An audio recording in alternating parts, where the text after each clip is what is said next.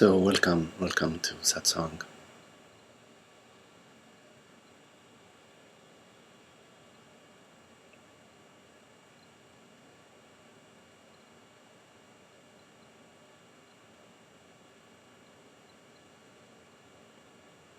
So Satsang is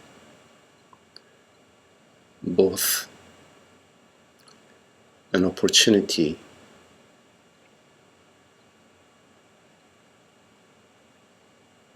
to be the openness, to be the peace,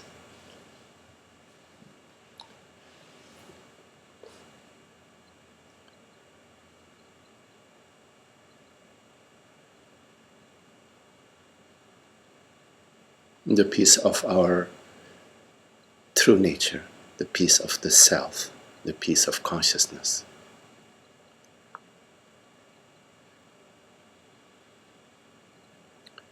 It is as well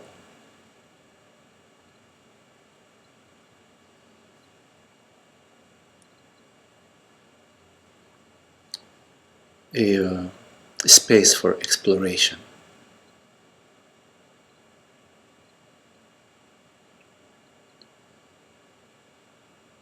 an opportunity to explore whatever arises that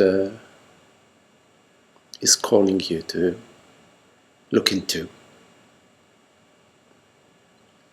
and to explore it from presence, from the presence of consciousness, and not from the mind, not from the knowing mind, not from the cluttered mind, not from the loaded mind.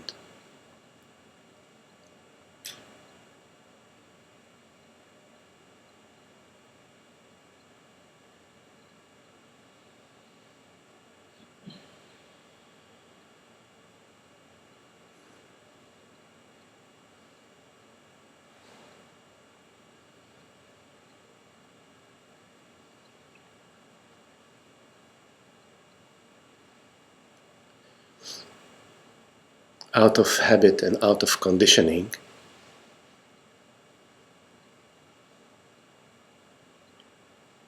we live from the me position,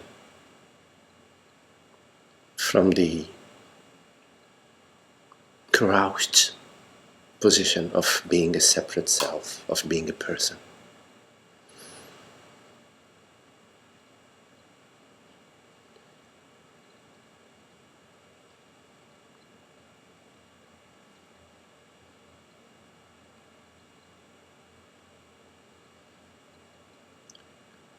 That position is an unhappy, not an open, free, joyous, celebratory way.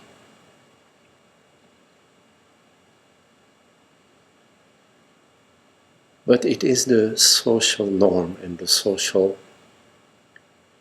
disease. I'm using the term disease because there is no ease in such a way of living and being.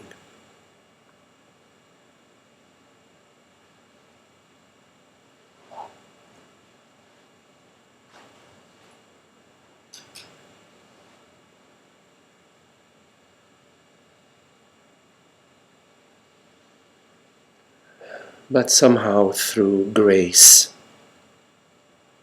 there is an interest in seeing and living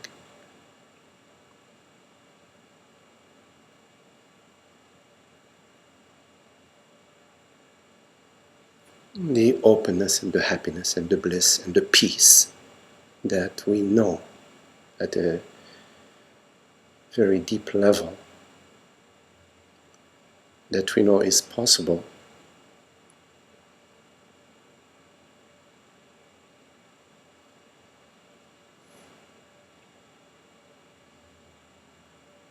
So we become interested, and with our interest we become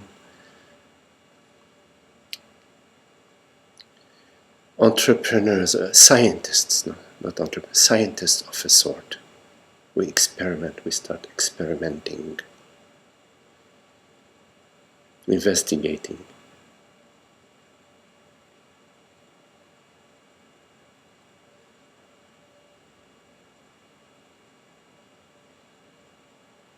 And our investigation is fueled by a deep intuitive knowledge that liberation, causeless peace and happiness, the freedom, the grandeur of the self is possible. Is an intuitive apperception of the bliss of the self.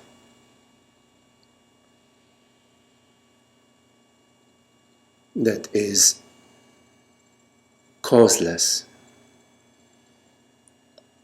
independent of events, circumstances, relationships, situations.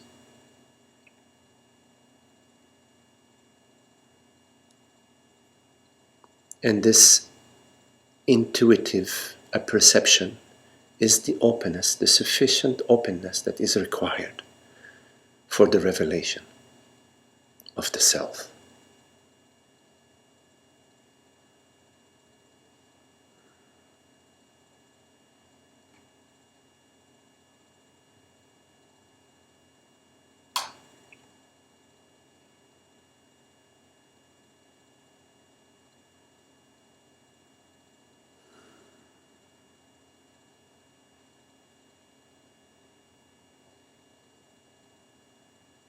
Most of us have already apperceived the self. Louder, yes.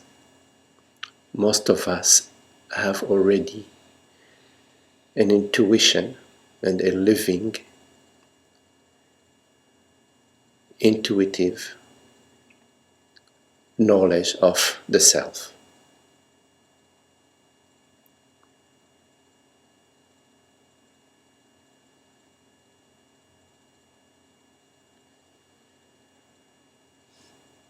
The habits of the mind are also well established.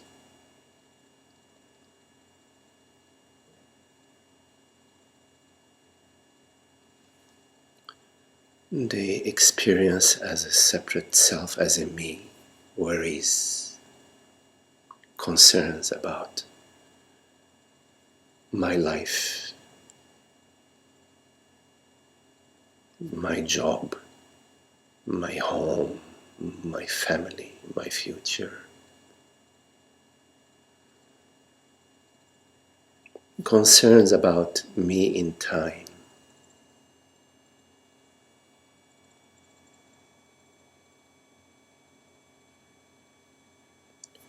Throughout the day,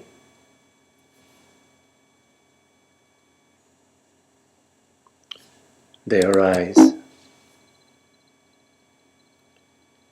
and often enough we fall prey to these sensations and feelings, fears, worries.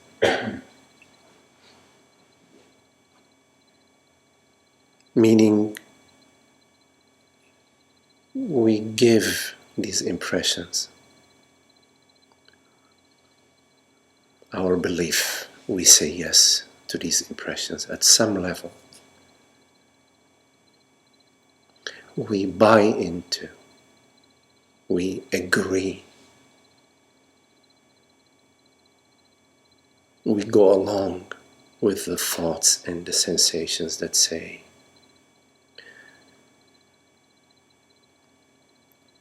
better worry about tomorrow if you don't do this and that.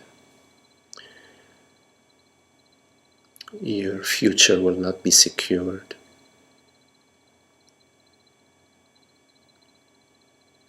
You need to work harder.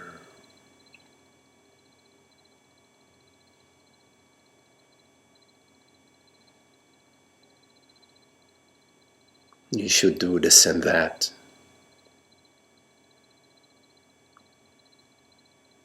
And so during the day, as we buy into these sensations that basically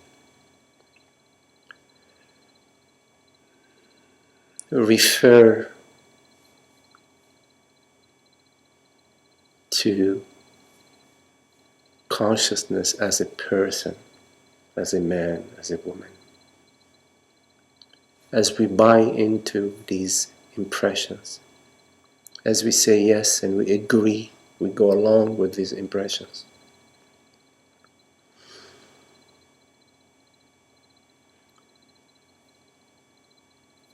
they get more and more established. Like in a cave, a drop of, in a cavern, a drop of water, as it drops and it leaves a very tiny trace of calcium. After 100 years or 1,000 years, there is a stalagmite or a stalactite that forms out of those, this yesness to those impressions.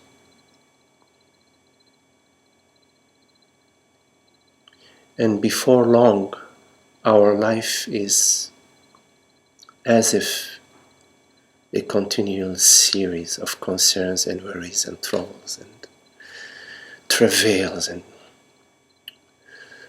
efforting and trying to figure our way through the maze.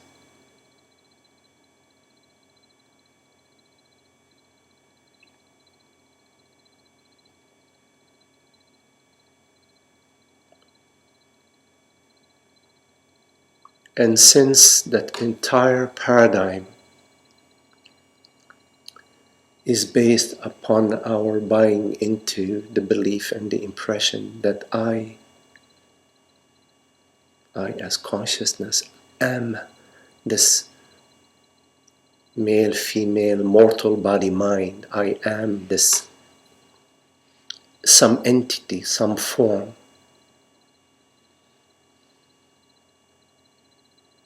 Whatever travails, whatever activities we do from that assumption is imbued with that virus, is faulty from the start, from the onset, and does not lead to the peace and the happiness,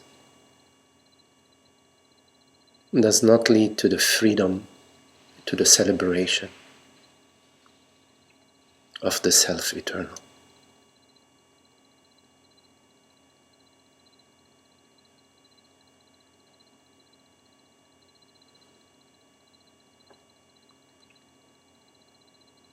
So the mind, meaning thought, arises saying, well, try a different technique.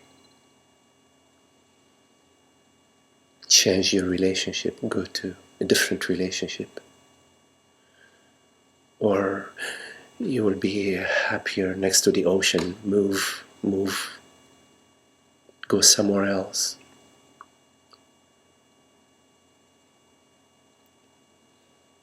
Or maybe if you get a bigger house, or you hang out with the right people, success crowd. So the mind suggests different routes.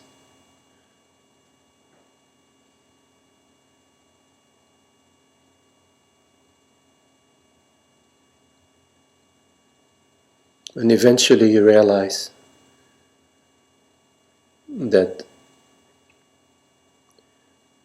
these venues do not lead to the revelation of the self.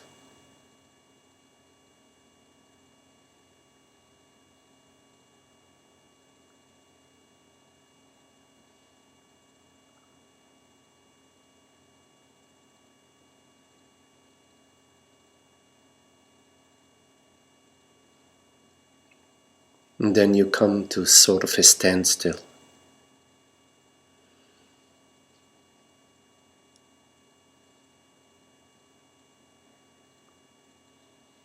You might realize, or you might hear it said, and you might comprehend it, that there is no worldly path to the self.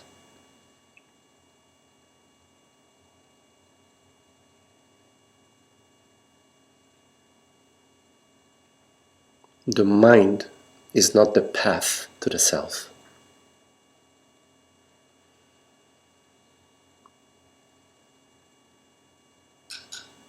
That the revelation of the self is a revelation of freedom, from freedom, of freedom.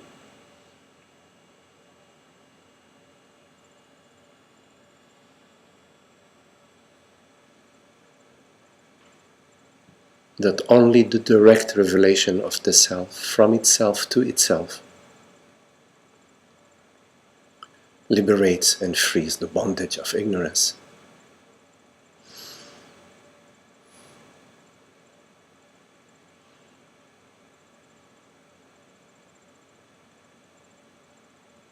You find yourself at the gate of surrender.